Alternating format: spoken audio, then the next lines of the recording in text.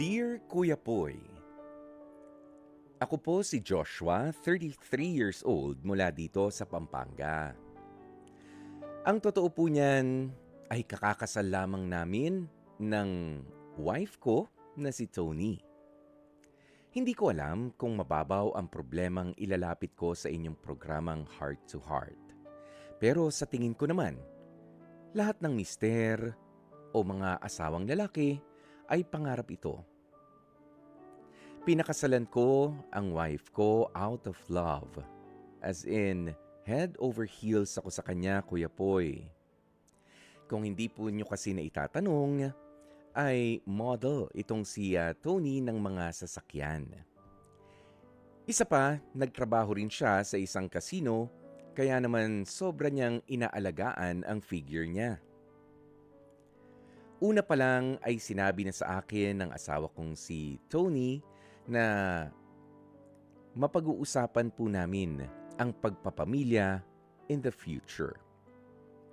Pero kasi, Kuya Poy, kasal na kami. Mag-iisang taon na. Pero nagtataka nga ako kung bakit hindi siya mabuntis. Knowing na wala naman siya nung tinatawag na PCOS sa mga babae. Eventually nga, Kuya Poy, ay tinapat ako ng asawa kong si Tony. Ayaw niya pala talagang magka-baby. Ayaw daw niya kasi na masira ang figure niya. Isa pa, ayaw niya rin na may inaalaga ang bata o anak. Pakiramdam daw kasi ng asawa ko ay sagabal ito sa mga plano niya sa buhay. Sa totoo lang, Kuya Poy, biglang nagbago ang tingin ko sa asawa ko. Yung figure niya maiintindihan ko pa kasi doon siya kumikita. Pero yung sabihin niyang sagabal ang pag-aanak, hindi ko maintindihan yun ng lubusan. Kaya nga po ito ako ngayon, sobra akong nanlulumo. Dahil hindi pala talaga kami magkakaroon ng anak. Dahil ayaw ng asawa ko. Kahit nga ang mag-ampon ay hindi rin welcome sa kanya. Makontento na raw ako sa kanya mag-isa. Or mag-alaga na lang daw kami ng pusa. Sa totoo lang, Kuya Poy, to be fair, may itsura naman talaga ang asawa ko. Isa na nga yata ako sa mga pinakamaswerteng lalaki. Pero, hindi ito ang buhay na plano ko. Gusto kong magkaanak kami at gusto kong buuin namin ang pinapangarap kong pamilya. Ano po ba ang gagawin ko? Kasi alam ko rin na mali naman kung pipilitin ko siya sa kagustuhan kong magkaanak kaming mag-asawa. Sa ngayon po ay dismayado ako at nalilito. At aaminin ko na medyo may konting pagsisisi sa aking naging desisyon ng pagpapakasal sa kanya nang dahil sa mga pangangatwiran niya sa buhay. Sana po ay matulungan ako ng inyong programa, Kuya Poy. Maraming salamat sa pagkakataong mabasa ninyo ang kwentong ito sa Heart to Heart ng True FM. Hanggang dito na lamang muna. Lubos na gumagalang, Joshua. At napakinggan nga po natin ang kwento na ibinahagi nitong si Joshua tungkol sa pinoproblema nila ngayon na mag-asawa. Opo, dahil sila nga po ay nagtuloy sa pagpapakasal nang mukhang hindi plantsado ang lahat ng mga plano bilang mag-asawa. Opo, yan. Pero alam nyo ha, ito yung mga dapat na napag-uusapan bago magpakasal. Opo, hindi lamang yung kailangan na maganda ang wedding ko, ang wedding dress ko, ang mga guests natin. 'Di ba? Yun yung wedding. Pero iba yung marriage.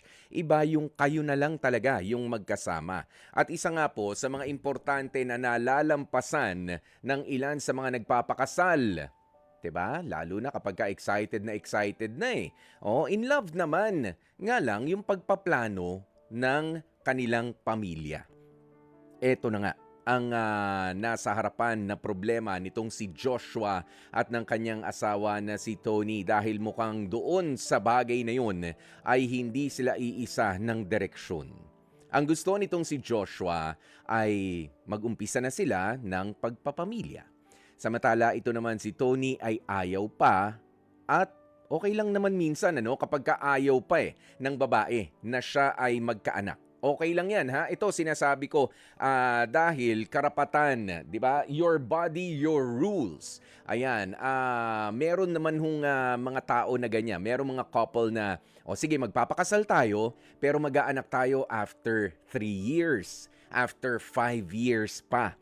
Ayan, dahil meron pa akong mga gustong tapusin na mga plano sa career ko, 'di ba, sa buhay ko o kaya naman meron pang tinatapos halimbawa na medication, 'di ba, para hindi maging komplikado ang pagbubuntis kung sakasakali, 'di ba? Napag-uusapan niya ng ibang mga couple. Ang ipinagtataka natin dito kay Tony ay meron pang halo na 'di ba? Ayaw na nga mag-anak at ang tingin pa sa pag-aanak ay sagabal. At yun naman din ang mahirap i-deny na talagang medyo nakakainis at parang kakaiba, unique talaga yung kanyang pangangatwiran na yan. But then again, hindi lang naman silang dalawa na mag-asawa ang meron ganitong klase ng problema. Sa isang anggulo, talaga makikita natin na may pagka-selfish o may pagka-madamot na masasabi natin ang isang tao na ganito. 'Di ba? Kumbaga, mahuhusgahan agad natin itong asawa ni Joshua na si Tony na ang damot mo naman. 'Di ba? Ayaw mo na ayaw mo na nga mag-anak at ang tingin mo pa sa pag-aalaga ng bata ay sagabal. Dahil sinabi na rin po nitong si Joshua, pwede ba tayong mag-ampon? Tinanggihan din, mag-alaga na lang daw ng pusa. Alam nyo,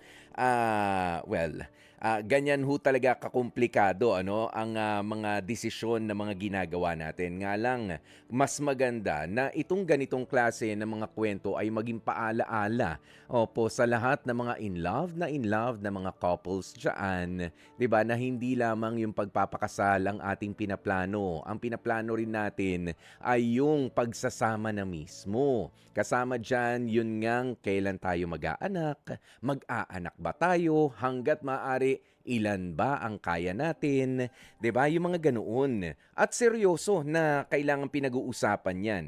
Opo, depende sa, 'di ba, lumalabas pa nga sa mga pag-uusap ninyo ay ganito yung kinikita ko, ganyan, o kaya nga yung nabanggit ko kanina, may medical condition kasi ako, meron pa akong gustong tapusin sa career ko, yan, yung mga ganyan, wag nating isasawalang bahala. Ngayon, dito na muna tayo sa sinasabi ni Joshua na dismayado nga po siya doon sa pangatwiran ng kanyang asawa na ayaw magkaanak at mukhang wala talagang plano sa ngayon dahil mag-iisang taon pa lang naman sila. Alam mo, ang masasabi ko diyan, Joshua, wag mo muna siyang i-pressure. 'Di ba? Yan pa ang paniniwala niya 'di ba?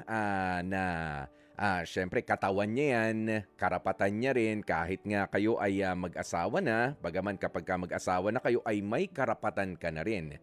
'Di ba? You can ask, 'di ba? You can somehow demand, pero hindi mo pwedeng i-pressure itong si Tony. From time to time, pag-usapan ninyo o yung issue nyo tungkol dyan, pero wag pipilitin. Dahil kapag ka pinipilit, talagang meron na rin magagalit. 'Di ba? At eto pa ang isa. 'di ba? Huwag mo rin siyang lolokohin na lalo na kung I don't know kung papaano niyo ina-avoid ano na dalawa ang pagbubuntis. Wag mo rin na lolokohin na kung meron man siyang pills na iniinom, yung i-alter mo, papalitan mo para mabuntis siya, 'di ba? Yung mga ganyan, wag. Oo, masama rin 'yan, Joshua, ha. Wag papasok 'yan sa isipan mo. Ayan, and siyempre, habang no pa ang sagot niya ngayon, kailangan mas pinapalalim mo rin, ha? Mas pinapalalim mo rin yung pag-unawa sa sitwasyon sa ngayon. 'Di ba? Bigyan mo ng pagkakataon, mag-iisang taon pa lang kayo na mag-asawa. Siguro ang tingin niya ay ganyan, ayaw niyang magkaanak, sagabal, baka nasabi niya lang 'yon, 'di ba? For lack of better words to say. 'Di ba? O kasi merong mga tao na ganyan na hindi sila magaling magpaliwanag. Pero hindi kumbaga parang akala nakaka-offend yung pagkakasabi niya sa iyo pero hindi naman talaga 'yun ang gusto nilang sabihin. Meron din kasi na tinatawag yung bang fear meron pang fear sa parenting. Itong si Tony na asawa mo, Joshua. Oh, bakit? Talaga naman nakakatakot na mag-anak. Ikaw ba itong executive producer namin? Oh, ready ka na ba na maging magulang? Ha, ready na. Ready. Magpakasal ka muna. Oh, si Jeffrey Bat lang daw. Magpakasal ka muna. Ayan, pero hindi, meron ho talaga nagpapakasal pero hindi pa nga ready sa pagiging magulang and wala namang masama doon. Okay, walang masama doon. Pero habang kayo ay nagsasama, unti-unti kasi ito na nade-develop. Unti-unti nyong natutulungan yung isa't isa. Dapat, ideally, ganoon. Oo, dahil hindi naman automatic na kapag ka nagpakasal, boom! Oh, anak na agad, buntis na agad. Yung mga ganyan, kailangan nakaplano rin. 'Di ba? Kaya unawain mo muna, Joshua. Baka nga mahina lang magpaliwanag itong asawa mo. Oo, at hindi niya naman talaga tinatanggihan, 'di ba? Sa mga susunod pang mga taon ang pag-aanak at hindi niya hindi siya inis sa mga bata. 'Di ba? Hindi naman. O ano lang, talagang for lack of better words to say nga sa'yo, nabanggit niya na sagabal lang 'di ba? Baka mayroon pa siyang mga plano. Okay? Kausapin mo pa siya ng mas mainam. Okay? Ng mas matindi. Dahil unang-una, parehas kayo may pagkukulang, dapat na pag-usapan nyo yan bago kayo nagpakasal para hindi ka nga nadidismaya. Sabi mo, dismayado ka sa pangyayari ngayon. Okay? It's not all about the money. Hindi lang naman yung pera lang ang pinaghahandaan dito. Kailangan you are emotionally and physically ready dito. Okay, sa pag-aanak, 'di ba? Hindi sa pag-aasawa pero meron talaga, pwede tayong magpakasal. Pero yung usapin na bumuo na, mag-anak na tayo, teka lang, pwede naman talaga 'yan. Okay, basahin ko lamang ang ilan sa inyong mga reaksyon sa mga kapatid po natin. Sabi nitong si Makoy, para sa iba, magse-settle down na ng tuluyan, siguro dapat tapos na tayo sa basta itsura lang at mag-focus na lamang tayo sa kung sino yung may same or sasang-ayon sa visions natin ng future. Yun. Para daw sa mga magsasama. Kasi nga, sabi nitong si Joshua talagang maganda. Nagmo-model nga raw. Itong si Tony, Ayan, pero, nako, ayaw naman mag-anak na hindi align doon sa plano niya nga. Kaya siya nag-asawa na. Pero ako nga, ang hirit ko sa'yo, Joshua, mukhang kailangan mo lang maghintay ng ilang pampanahon at mas malalimang pag-uusap at pag-unawa rin doon sa pangangatwiran nitong asawa mo na si Tony. And mind you, mag-iisang taon pa lang kayo na nagsasama. Okay? Ayan, si Bert Ramento ang sabi niya, hindi ko rin maisip kung papaano siya magkakaroon ng masasabing pamilya kung ayaw naman nitong si girl na masira ang figura at sagabal na maituturing para sa kanya ang pagkakaroon ng anak. Para dito kaya Kuya Joshua, siguro minsan dumalo po kayo sa isang family gathering, yung masayang pamilya ang makikita ninyo. Baka mabago yung pananaw ninyo o pananaw sa sarili. O ayan, pupuwede rin maimpluwensyahan mo, mai-expose itong asawa mo ano. Ayan si Maria Lourdes Nercuan, sabi niya, opinyon ko lang ha. Kaya ka nga nag-asawa kasi bubuo ng pamilya. Ang nakakatakot baka kung kailan ready na siya na magkaanak tsaka naman hindi na siya makabuo. Opo, may mga pagkakataon hong ganyan. Eto naman, si Jennifer Sea, ang sabi niya, Kuya Poy, pakisabi nga po sa husband ni Tony na ready po akong maging baby maker kung ayaw ni Tony na mag-anak. Ay nako, ikaw talaga Jennifer Sea ha. Ayan, si nasan pa? Ayun. Bong Pedraheta, ang sabi niya, dapat bago siya nagpakasal, nagplano muna sila ng pag-aanak nila. Nga lang, meron ho talaga no, na mga nag-agree, na mga gusto talaga nila yung isa't isa, gustong maging mag-asawa, nga lang ay napag-usapan din nila bago yung pagpapakasal nila na hindi sila mag-aanak. Okay? Meron hong ganyan May mga pumapayag sa ganyang arrangement. It's complicated, pero meron ho talaga na kumakagat sa ganyan. Pagmamahal ba yun? Yes, I think so. Etong pagpapakasal ni Joshua kay sa asawa niyan si Tony, dun lang ba sa magandang figura ni Tony? No, I don't think so. O baka mahal din naman talaga. 'Di ba? Mahal naman talaga nila ang isa't isa. Oo nga lang, nagkamali doon sa punto ng o hindi lang nagkakaunawaan pa sa ngayon. Kaya ang masasabi ko talaga sa iyo Joshua, just give it time, more patience para unawain itong si Tony. Pero wag mong iisipin na ikaw lang naman din na nag-a-adjust at umuunawa sa kanya. You also encourage your wife na unawain din naman at balikan kung bakit nga ba kayo nagpakasal, ano ba yung mga plano nyo noong mag-boyfriend at mag-girlfriend pa lamang kayo, 'di ba? Para wala tayong sisihan,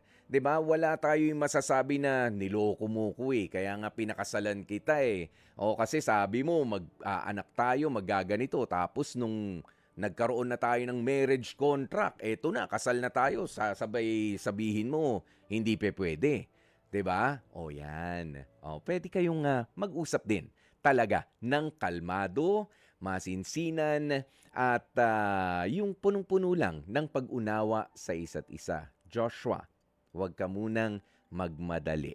Okay, huwag ka munang maghanap ng resulta sa ngayon at huwag husgahan itong si Tony. Intindihin natin na maigi kung ano rin ang kanyang prinsipyo dahil mababago rin naman yan. Ako na nararamdaman ko no, na mababago rin yan. It's just a matter of understanding kung ano rin ba yung mga individual plans ninyo para sa isa't isa. Meron kasi kayo yung plan ninyo as a couple na, ayan, pero dahil nga meron tayong mga sarili-sarili pa ring mga trabaho, pamilya, meron tayong mga individual plans.